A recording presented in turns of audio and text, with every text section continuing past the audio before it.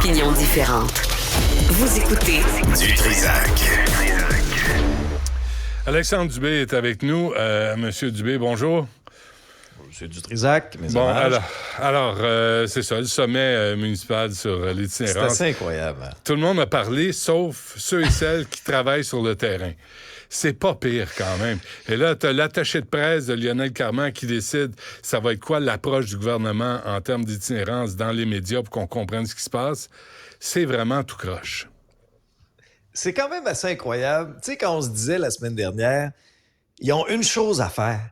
Écouter le terrain. Écouter les travailleurs du terrain. Et là, à ton micro, Annie Savage, du réseau d'aide aux personnes seules et itinérantes, te dit, moi, il n'y a personne qui m'a parlé, il n'y a personne qui m'a posé de questions, alors qu'elle est mieux placée que bien des gens pour savoir ce qui se passe sur le terrain. Alors après ça, on se demande au Québec pourquoi on a de la difficulté à trouver des solutions, pourquoi on tourne en rond. On n'écoute pas les gens du terrain.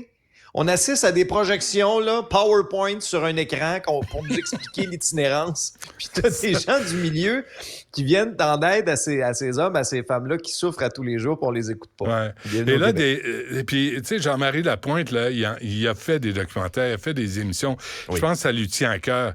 Mais c'est correct, oui. Là. On le sait qu'on veut régler le problème. On le sait d'un point de vue émotif, là, on est engagé, puis on veut pas laisser ces gens-là tomber. Mais ça, c'est correct. C'est pas la place d'un sommet où tous les maires, les mairesses sont présents, où le ministre est présent. La ministre responsable de l'habitation n'est pas là. Ah, ça c'est une erreur politique épouvantable. Là. Que Mme Duranceau ne se soit pas présentée là, qu'elle ait été invitée ou non, là. Advenant le cas où elle n'a pas été invitée, donnons-lui le bénéfice du doute. Supposons qu'elle n'a pas été invitée. Okay? Comme ministre, là, tu peux être suffisamment leader pour dire un instant. C'est mon dossier l'habitation, j'ai ma place là, je vais y aller. Je veux être là. Tu prends le contrôle de la situation. Ouais. Mais là, c'est pas ça qui est arrivé. Là, la manchette, c'est la ministre de l'Habitation n'est même pas à ce sommet-là, alors qu'à mon sens, elle aurait dû l'être, qu'elle soit invitée ou non. Maintenant, qu'est-ce qui ressort de ce sommet-là, Benoît? On a eu là des phrases chocs, notamment du maire de Québec, Marchand, qui demande aux gens d'être en colère, d'être indignés. C'est correct.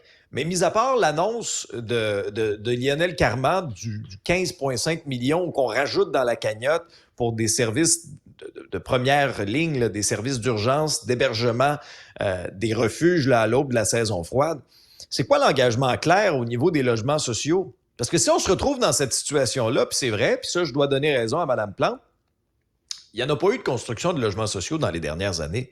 Et quand on pose la question aux itinérants dans les rues... Alexandre, il n'y en a pas eu, oui, mais on a soulevé aussi les problèmes administratifs, bureaucratiques à la Ville de Montréal pour obtenir des permis pour construire. Mais là, elle ne met pas ses culottes là, sur cette question-là. Bien, tu vois, c'est des responsabilités partagées. Tu sais, Québec a si tu veux, sa part du blâme dans cette histoire-là. Ouais. Mais les villes aussi, je veux dire, c'est tellement... Demande à n'importe quel promoteur immobilier à quel point la bureaucratie, à quel point c'est lourd obtenir un permis, c'est long. Tu sais, c'est multifactoriel ce problème-là. Là. Faut que tu prennes ça, faut que tu le décortiques. Est-ce que Québec aurait dû en faire plus pour financer? Oui. Mais est-ce que les villes pourraient améliorer leur processus puis diminuer leur bureaucratie? C'est clair, Benoît. Là. Penses-tu, avant, on va passer à l'autre sujet, Alex, là, mais penses-tu qu'un promoteur immobilier qui veut construire une tour à condo de 35 étages a autant de problèmes à obtenir un permis à la Ville de Montréal? C'est une bonne question. Je vais te relancer avec une autre question. OK. Tu sais, le fédéral a fait une grosse annonce pour essayer de shaker le pommier, comme on dit, puis essayer de relancer un petit peu les libéraux qui sont très, très loin dans les sondages derrière les conservateurs de Pierre Poilievre. On a dit, c'est correct, la TPS là, de 5 %, oubliez ça pour les futures constructions de logements locatifs. Ouais. Mais ça va s'adresser à qui? C'est-à-dire que qui va bénéficier de ça réellement? Ouais, est-ce que ce seront les promoteurs qui vont bâtir là, des beaux appartements là, qu'on loue 2500, 3000 par mois? Ou ça va être pour construire des logements sociaux? Parce qu'on n'est pas plus avancé sinon, là. Okay, faut adresser les bonnes mesures aux bonnes personnes. Dans quelle poche vont se retrouver ces 5 % Oui, finalement. Oui, ça aussi. Négociation à venir entre Québec et le Front commun. Oui. Tu sais, Benoît, dans la vie, lorsqu'on parle de politique, lorsqu'on parle de relations publiques, il y a toute la question de qui va gagner la bataille de l'opinion publique. Et je regardais les chiffres de ce sondage-là, un sondage Somme commandé par le Front commun. Toujours intéressant aussi de voir qui a commandé le sondage lorsqu'on nous partage les résultats de ce sondage-là, qui porte sur, quelle est la perception des Québécois face à ce qui se passe, ce bras de fer entre le Front commun, donc les employés de l'État, et Québec là-dessus. OK? Ça a été réalisé fin juillet. Donc, bien avant qu'on parle de menaces de grève, vous que le ton se soit un peu intensifié dans les dernières semaines. Quelques chiffres, OK? Puis après ça, je te dis ce que j'en pense. 87 % des répondants pensent que le gouvernement doit améliorer les conditions de travail de ses employés. 86 % pensent que le salaire doit être indexé au coût de la vie minimalement. Puis 77 % croient que les salaires du public doivent au moins être l'équivalent de ceux du privé. Bon, maintenant... Ceci étant dit, puis on avait la discussion dans mon épisode avec Mario Dumont et toi, la vraie question qui aurait dû être posée aux répondants, c'est est-ce que vous êtes ouvert à ce qu'on augmente vos impôts, à ce qu'on aille chercher de l'argent dans vos poches pour payer l'augmentation de salaire des employés de l'État? Ça, c'est la vraie question. Ça, c'est la question où j'aurais aimé voir la réponse. Parce que c'est bien beau, on ne peut pas être contre la vertu. On dit, regarde, travailleurs de la santé, nos professeurs, c'est des gens là... pour qui on a souvent piétiné la vocation au fil des ans. On leur a demandé beaucoup. Des conditions de travail difficiles. Correct, on va les augmenter. Mais l'argent, on prend où l'argent? J'ai une autre question, moi, pour toi, là. Oui, vas-y. Là-dessus, parce que, oui, ça peut être ça, les impôts, ou on va revoir les salaires des cadres, des gestionnaires. Oui. Dans l'appareil gouvernemental, les M. Farcy, la SAQ, qui a obtenu 13,5 %, les M. Sabia, qui connaît rien en énergie, puis qui a obtenu une prime d'1 million et une hausse de salaire, lui aussi, et tous leurs petits amis autour de la table du conseil d'administration, et les cadres, et les sous-ministres, et les bons, savez-vous quoi? Partout, on va baisser de 10 %. Je dis ça, je dis rien, là. Mais on baisse les cadres, là. On baisse ceux qui sont privilégiés dans le système, puis on en donne à ceux et celles qui sont sur le terrain, qui font la job, pas qui calculent dans un dossier Excel, sacrément, qui sont sur le terrain à aider les gens. On va revoir la répartition de l'argent des fonds publics. Oui. Mais ça, on parle souvent de dégraisser un peu le système d'État qui est, je veux dire, l'appareil gouvernemental. Bon, et puis tu as raison, c'est clair qu'on pourrait aller chercher des gains là-dessus. Mais tu sais, dans toute négociation syndicale, on se compare aussi avec les autres. Et là, déjà, on les entendait, les leaders syndicaux, en disant « Ah, ben regarde, là, ils ont offert 21 % pour 5 ans aux policiers de la Sûreté du Québec. » Coup de théâtre, en fin de semaine, ils ont refusé. J'en veux pas. Ils ont rejeté ça. Hey, mais non, mais quel désaveu aussi pour les leaders syndicaux des policiers, là. Quand tu approuves aussi, mettons, une entente de principe comme ça, puis que tes membres, à un peu moins de 60 % disent « Non, on n'en veut pas. » Mais là, tu dis, ça va s'arrêter où? 21 % sur 5 ans?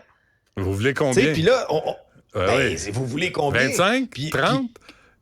Qui dit mieux? Non, mais sérieusement, c'est pas 21, c'est 25. Vous voulez 25 %. Vous voulez quoi? 30 %? Êtes-vous sérieux? Êtes-vous serré dans vos uniformes? Le sang passe pas à la tête, là. Excuse-moi, mais ça n'a pas de sens. On a une capacité de payer. Au Québec, là, faut pas virer fou. Parce que là, Benoît, on n'est même plus rendu à de la labatte bleue pour tout le monde. Là, c'est rendu de la veuve Clicquot pour tout le monde. Là. À des chiffres comme ça, c'est quand même assez incroyable. Là. Et là, on se dirige un peu. Et là, tu sais ce qui va se passer au cours des prochaines semaines. Là. On a l'impression que tout est réglé comme du papier à musique depuis un bon bout de temps déjà. Là, il y a eu au cours de l'été, au cours des derniers mois, des tentatives de négociation. Mais là, bon, les lignes habituelles, l'employeur ne veut pas négocier. Et là, on va consulter les membres. Mais l'objectif derrière tout ça, c'est d'avoir un mandat de grève très, très fort. Ça va se faire graduellement, des petites journées ici et là. Mais si on tombe en grève générale illimitée, ce qu'on n'a pas vu au Québec depuis des décennies, attention, ça va déjà mal, ça craque déjà de partout au Québec, Benoît. T'imagines-tu si notre appareil public, que ce soit dans le réseau de la santé, l'éducation, tu sais, nomme-les, le Front commun, ça ratisse très, très large, ça touche 420 000 professionnels. T'imagines si on va en grève? Mais on parle plus des 1000 enseignants qui manquent, là. On parle plus des problèmes dans les écoles. On parle plus des problèmes, le temps supplémentaire obligatoire. Ça a l'air que ça s'est calmé un peu, mais ça va revenir. On parle plus de l'état des hôpitaux. On parle... C'est le temps aux urgences, on va en parler à 13h. Ah, ça, c'est épouvantable. Hey, t'as un cancer, puis on t'appelle, disait Monsieur Dubé, je suis désolé, mais prenez un numéro, mettez-vous en ligne, puis participez à la loto de oncologue incorporé, tu sais. Voyons, ça, j'ai un cancer. Des chiffres comme ça, Benoît, c'est indécent. Ce que le journal nous apprenait, là, tu sais, au niveau là, des blocs opératoires au Québec, là, on n'est même pas le 3/4 est à une capacité acceptable.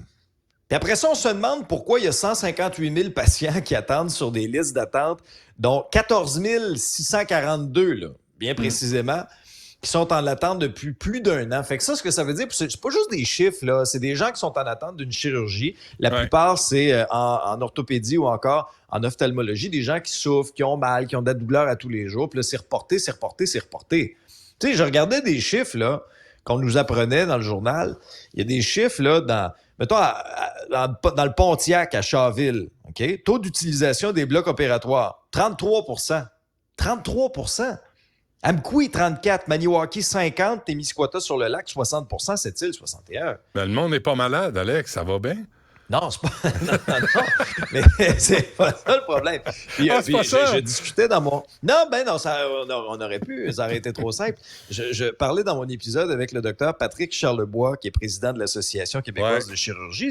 Je demandais pourquoi on se retrouve dans une situation comme ça. C'est pas compliqué, il manque du monde.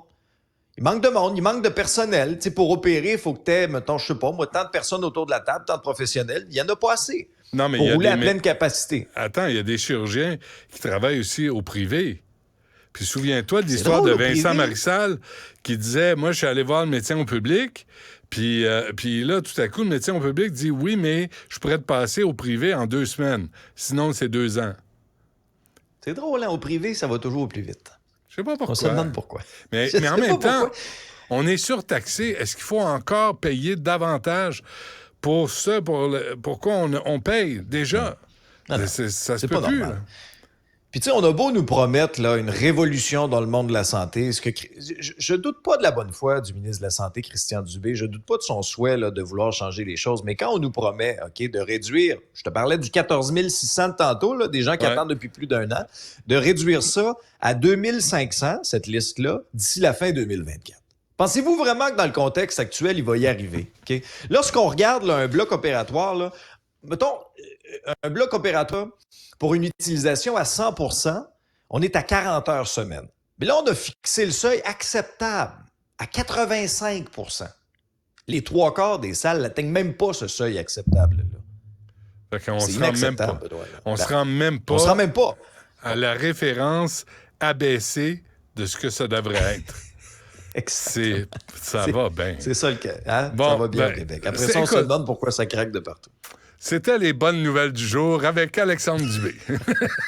Merci, Alex. L'oiseau de malheur en chef. Oui, c'est toi, ça. Salut, à demain.